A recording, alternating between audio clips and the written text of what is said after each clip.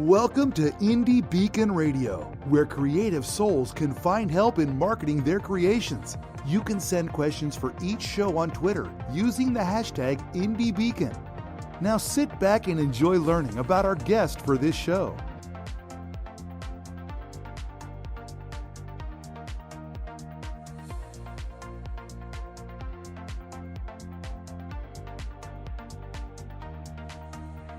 Hello, and thank you for joining our show. We are live. My name is josalyn-holiday, 27 letters, one more than the alphabet. Thank you for joining, and we are so excited to have a Texas author join us today, Roy Clinton. Can you please say hello to our viewers for today? All right, Jocelyn, glad to. Hello, this is Roy, and I'm certainly glad to be here tonight. Well, welcome again. And can you just start off just by telling our viewers a little about yourself? Well, certainly I'm a Western author. I mean, that's what makes my heart beat faster. I love Westerns. I love the West. I love Cowboys. I love Texas. Above all, I love Texas. That's where I am. I had somebody this last weekend that said, hey, I see you're writing about Texas. Are you a Texan? I said, well, I am. I said, I can verify that I'm a fourth-generation Texan, and I know I've got roots that go beyond that, but I just can't verify it. So anyway, that's my passion. My other job, Jocelyn, is I'm a psychotherapist.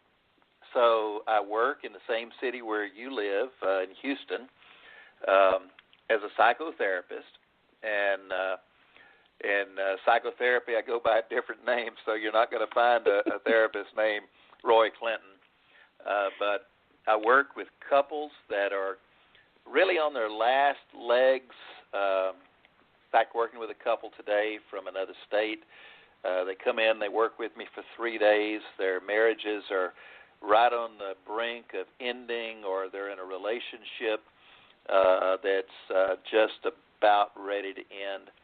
And I show them how to put it back together, or I give them an opportunity to have a restart, to have a do-over. So anyway, that's probably more than you ask about, but that's a little bit about me. So it sounds like you are a psychotherapist by day and a Western writer by night. Is that correct? I hadn't thought of it until just now when you were asking me that question. By night, yeah, that's probably right. But I take off a number of months during the year to do my writing, and I've got a little cabin in the mountains and up in the Canadian Rockies that I go to do my writing, and so yeah, the rest of the time I pay the bills as a psychotherapist, and I get to write because it's something that I've got a passion about. And writing is truly a passion. Can you tell us what inspired you? I know you said you're a Texan and you love Westerns. And when I think about Westerns, I always called them, as a child, I called them a shoot-'em-up. And all I thought about was Cowboys and Indians. So what inspired you to become a writer? Well, I began writing many years ago. I spent the first 20 years of my career as a pastor, and I wrote a number of articles for different religious magazines, and like 50 or so articles during that time. But I always knew I had a book in me, and I don't know, a number of years ago I began writing professional books for psychotherapists and for couples that were in danger of losing their relationships, and began doing those, and I've written a number of those. What I realized about a year ago is that my passion has moved a bit. I still have a passion for seeing relationships restored, but what I truly love right now is writing, and I didn't want to write another professional book. So actually what I did, Jocelyn, is the very first book that I wrote that departed from the strictly professional approach is a book called Clint's Journey Home. Now, Clint's Journey Home, the whole title is Clint's Journey Home, A Cowboy's Guide to Hope and Freedom from Addiction. Because that's the area that I work in. I mean, if there's anything that's debilitating a couple, a relationship to be problematic, it's oftentimes because there's an addiction present. So anyway, I wrote that book, and I wrote it with a setting in Bandera, Texas. And I chose Bandera because, I don't know, probably 30 years ago, I went to Bandera to a dude ranch. Took my kids there. No, gee, it may have been longer than that. It may have been 40 years ago.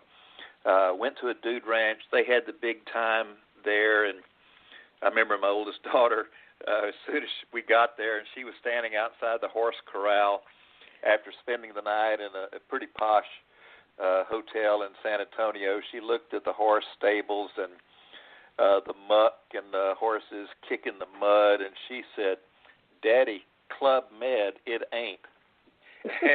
and I thought, yeah, well, you know, this is going to be a good awakening for you, little girl. And they had such a great time. Well, I went back there probably a couple of years ago to write Clint's Journey Home. And I actually went to, I don't know how many ranches. There's so many dude ranches in Bandera. Bandera is the cowboy capital of the world. A lot of reasons for that name I won't get into now just because of time, but I began staying on those different dude ranches and having riding retreats, and I'd go for several days to a week or so, and I'd just sit and write. You know, I'd go on the horse rides and everything. So anyway, when you read Clint's Journey Home, A Cowboy's Guide to Hope and Freedom from Addiction, one of the things people will recognize immediately is that the ranch, the H&F Ranch, like Hope and Freedom, the H&F Ranch in Bandera is really a compilation of many of the great dude ranches in Bandera. And the owners of the ranches can read through it and say, oh, I recognize this person that used to be here that died 20 years ago, and here's things about our ranch that I recognize. And anyway, the ranch I concocted in my mind for this story has three parts to it. And Jocelyn, if I'm telling you too much, if you want to go a different direction, you just tell me, all right? No, you are doing just fine. All right. Well, the ranch has three parts to it. It's got a dude ranch, but that's kind of an addendum. The main part of the ranch, it's a big working cattle ranch. Then it's got a dude ranch. Then it's got a wild game ranch, and there's a number of wild game ranches in the hill country and through Texas, where people come in and pay big money to be on a hunt, supposedly a hunt, where they spot exotic animals and shoot them and pay for whatever the price is for that particular species. But anyway, my character Clint in this book works on this ranch. He's got his vet, and Clint's name is Clint Hazard. Kind of a funny name. I mean, he's got a son whose name is Trip Hazard. And so, as you can imagine, his son doesn't like his name a bit. What Daddy would call his name, his son Trip Hazard. But his buddy that he has grown up with and lived with, side by side for 20 years, worked with 20 years, his buddy is named Micah Goodfellow. And probably recognize Goodfellow from the last name of one of Shakespeare's characters back many years ago that I don't think has been used since. At least I couldn't find any reference to it. Anyway, the story is that Clint has his life has gotten off track. I mean, it opens up the story with Clint having totaled his pickup truck coming out of a bar in Bandera. I call it the Cheer Up Saloon.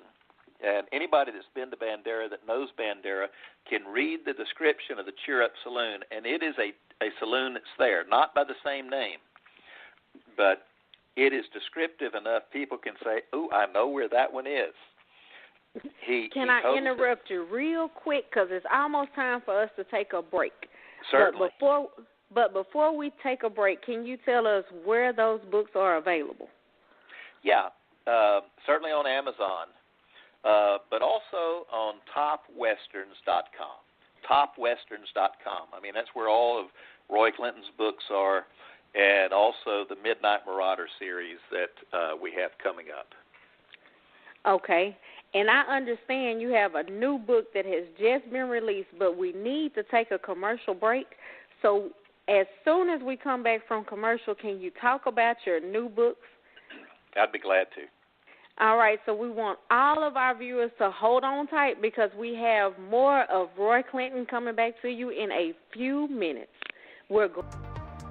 Brakefield and Berkey, 2017 award-winning authors of the Enigma series techno-thrillers, have released their first book in Audible format. The Enigma Factor is the foundational story for the series' ongoing battles against cyber assassins using technology, today's weapon of choice. Explore the digital threats of fighting for lost identity, struggling with mutant computer viruses, or commodity market manipulation. EnigmaSeries.com reveals the intrigue and intelligence of digital combat in our 21st century. Available in paperback, ebook, and now Audible format.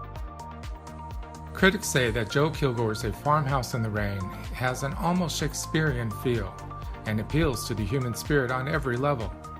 You can pick up a copy of Joe Kilgore's Farmhouse in the Rain as an ebook or as paperback. You can find it at Amazon, Barnes & Noble, or at books.txauthors.com. Don't forget to get your copy of Joe Kilgore's A Farmhouse in the Rain. For fans of paranormal romance comes this riveting young adult novel, Scythe of Darkness. Written by Dawn Husted, is both bold and irresistible. Thrust into a sinister world with a deadly desire, this Grim Reaper romance is a book you won't be able to put down. Available at your favorite bookstore or at books.txauthors.com. Love to read? Love to meet authors in person? Then check out bookfestival.network to find a book festival in your region of Texas. We are adding book festival events throughout the year, so sign up to get notices and even a coupon towards purchase of a Texas author's book. Sign up at bookfestival.network.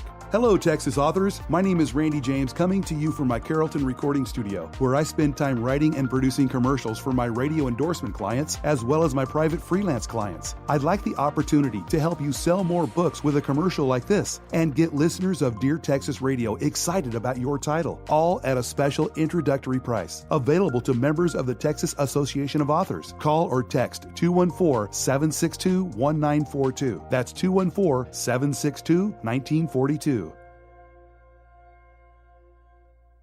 Do you love to read great new ebooks? Visit EBG247.com. Be the first to discover the next bestseller. At EBG247, we have the web's largest selection of great new book reads, from that amazing new fiction or nonfiction to horror, romance, and fantasy. We even have today's best children's books. That's EBG247.com. New books arrive daily, and all ebooks start at just 99 cents. If you love to read, then you'll love EBG247.com.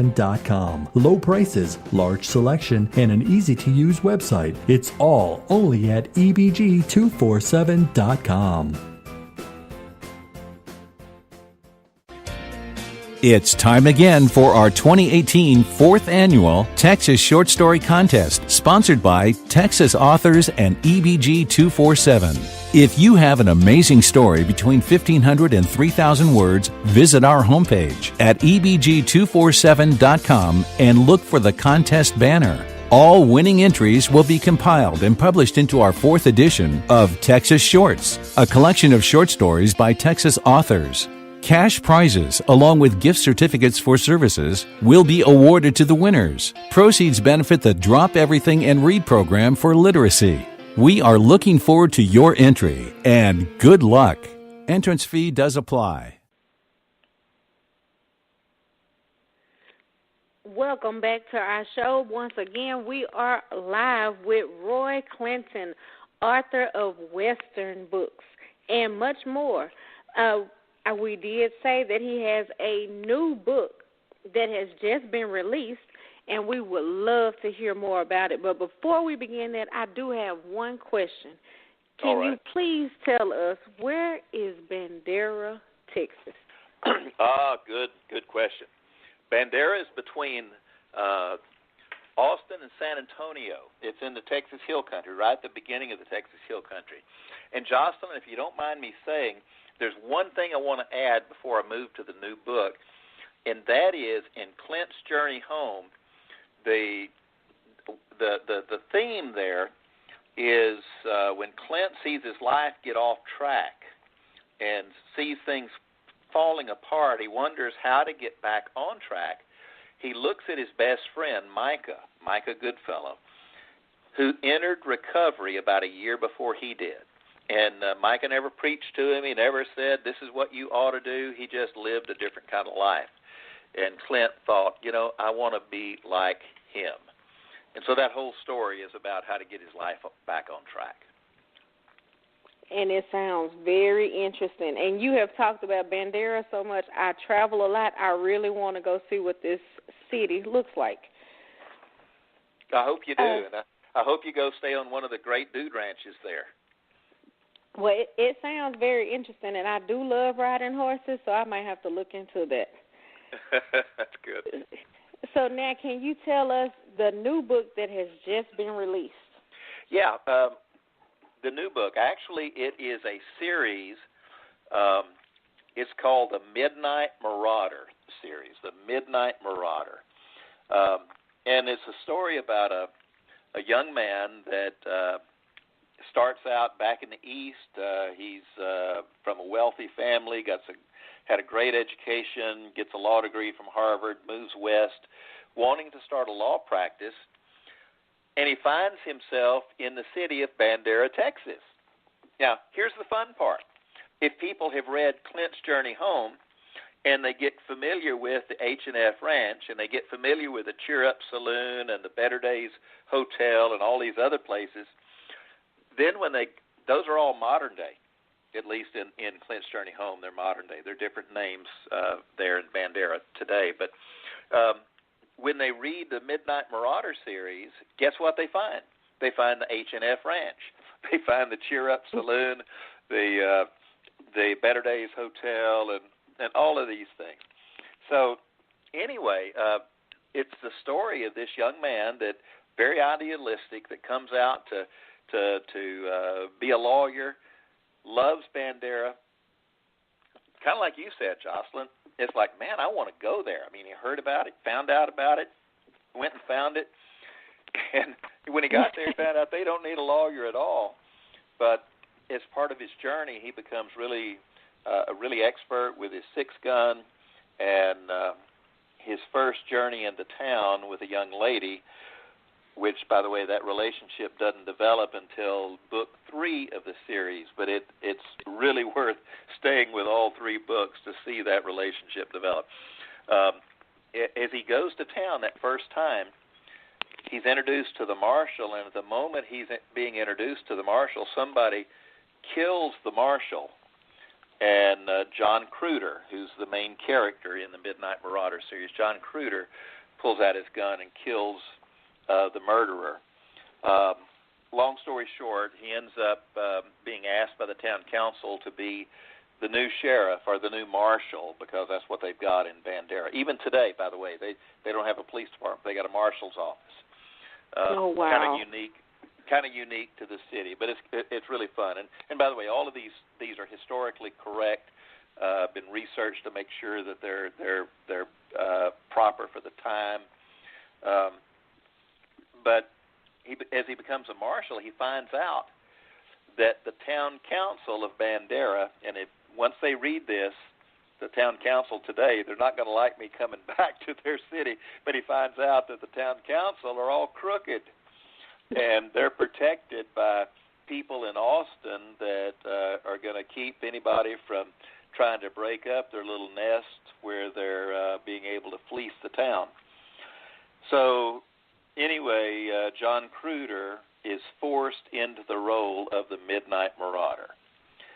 And all three books in the series, there's Midnight Marauder, Return of the Midnight Marauder, and Revenge of the Midnight Marauder. All three of those books are about his journey to restoring justice. One of the things that John Cruder got when he was in law school is the idea that the scales of justice need to balance. And he says all the way through it, he said, it's like I've got the scales of justice in my head, and when I see things get out of balance and the law is incapable of balancing it, he said, I feel that I just must step in and do something to balance it. So that's what John does, and he's an unlikely hero. You'll like him. At stature, he's not tall. He's not this big, great guy. But he has a number of wonderful adventures all over Texas, but they all center on Bandera and him seeing justice done. Wow. So did you do research into these places or the time period for your books? Great question, Jocelyn. Yes, I did. There's like when you get started in the first book, Midnight Marauder, to find the story of his legacy, how he got to where he was, where he was born. He was born in New York, educated in Boston, but he goes back. His parents are killed. He goes back to New York for their funeral at the Trinity Church. Well, my wife and I actually took a trip to New York, looking for the right place, and we settled on the Trinity Church. And as you read that, everything there is historically accurate, right down to the detail of John Cruder coming down to the second pew on the left-hand side of the main aisle and sitting there where he sat all of his young life as his parents are being buried. And there's a plaque. You can find that plaque today. And the plaque reads exactly as it does in the Midnight Marauder. I mean, if you go to the Trinity Church down in Manhattan, you'll find that plaque, except the names on it are changed to John Cruder and his parents. And then the graveyard next door. There's Alexander Hamilton and other notable figures that are buried there. And that's all true. The way he gets over to England, the ship that carries him there. I mean, that's all historically accurate. Right down to the details of the idioms. One of the things, these books, by the way, they're written in the early 1870s. That's where the Midnight Marauder series is. There's idioms, figures of speech that we use that it's always important to find out, hey, could that figure of speech been used then? Or was it, did it not happen until much later? So, yeah, there's a great deal of research. At least there should be, and there is certainly in all of the novels that I've written as Roy Clinton. A great deal of research that goes into it to make sure that things are just as historically accurate as possible. You get to the second book in the series, Return of Midnight Marauder. There's an incident in there that takes place in Huntsville, Texas, a trial that takes place, as well as there's a politician from Corsicana. All of those are historically accurate. It talks about a murder that takes place, a lynching of a man in Huntsville, and then the things that happen around it. All of those are historically correct, and then we build the novel on that. So, yeah, as much as we can, we want it to be historically accurate. It sounds like you should have been a history teacher because you know a lot about history. History in Texas, you would make a great presentation for Texas history teachers. We are slowly running out of time. Do you have any other projects in the making? Will you add another book to your 3-book series? Will there be a Daylight Marauder? What do you have in the works? Oh, that's good. You've given me a whole different thought there. Hey, actually, it's something to think about. Yeah, I've got another that's in process right now called Midnight Marauder Goes Home, and it's going to be. It'll be released. I don't know if it's going to be later this year or early next year, but John Cruder, the Midnight Marauder, goes home to New York to deal with some problems there and also balance things that are going on back in Bandera. Then there's other projects that I'm looking at right now. Clint's Journey Home, I'm thinking there could be a sequel to that. What happens after Clint makes his journey back home? And maybe even a prequel. What happened before that? You know, how did he get to that place where his life was really, out of kilter and off track? So, those are two things I'm considering, as well as I know every time I sit down to write, there's so many wonderful opportunities, especially living in a great state like Texas, to be able to write about the great people as well as the state. There is nothing like the Lone Star State. That's so right. I'm sure we have some listeners that may want to become an author. And I know from my journey, I didn't know the first thing about who to call, what to do. I use Google as my best friend to find my publishers and my illustrators. What can you give to our listeners to encourage them? Where should they start? Where should they begin if they want to become a successful author? Several things. Always have a file going or several files on your computer where when you get an idea for a book or an idea, even a thought for the possibility of a book, to write it down and start collecting those. And then when you've got a book in you or you feel there's something you want to just sit down and write it, and don't write it with the idea of, can I get this published? Will anybody else find this interesting? You're not doing it for that. I think an author you've got to write because there's a book in you that needs to come out. And if you do that, hey, you're successful. And like the Midnight Marauder series, I wrote it. The first one is dedicated to my grandkids. I've got 5 grandchildren. And I thought, I don't care if anybody else reads it but my 5 grandkids. I'm going to see this as a great success. Wow. Can you give our listeners contact information or if you have any upcoming events? Sure. I'll be, let me see, I think the next event that I'll be at is the Giddings, let me see, it's the Giddings Book Wrangler, I believe, and I'll get it to come up here in just a minute. Tell me the rest of your question. You said upcoming events and what else? Your contact information. Contact information, And excuse me. We have ran out of time. I am so sorry. That's all right. Roy at topwesterns.com. Roy at topwesterns.com. All right. Thank you so much for being on the show, and thank you all for listening and joining with us on our wonderful interview with Roy Clinton. You can also find books at books.texasauthors.com. Thank you again for listening today. Texas Authors is proud to be a supporter of IndieBeacon.com, a website that supports indie authors from around the world. If you are looking for help with marketing or getting published, IndieBeacon.com can assist you. Years of experience by the founder is available to any indie author looking for help.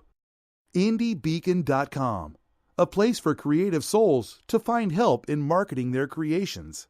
Thank you for listening to Indie Beacon Radio, where creative souls can find help in marketing their creations. To learn more about Indie Beacon services, to be a guest on the show, or to advertise on our show, please visit our website at indiebeacon.com.